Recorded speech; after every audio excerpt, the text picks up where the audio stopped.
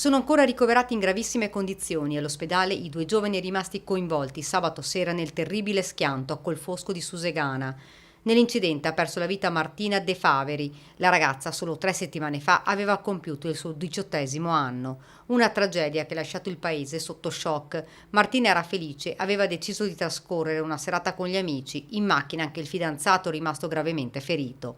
La vita della diciottenne residente a Riese Pio X si è spezzata sabato notte in via Mercatelli Sant'Anna col Fosco di Susegana. Era a bordo di una Volkswagen Polo con altri 4 giovani, una ragazza di Miane e 3 ragazzi di origine marocchina della zona di Soligo, tra i quali il suo fidanzato di Col San Martino. All'uscita di una curva l'auto è sbandata, ha invaso la corsia opposta e si è scontrata contro una vettura con a bordo 2 coppie di sernaglia.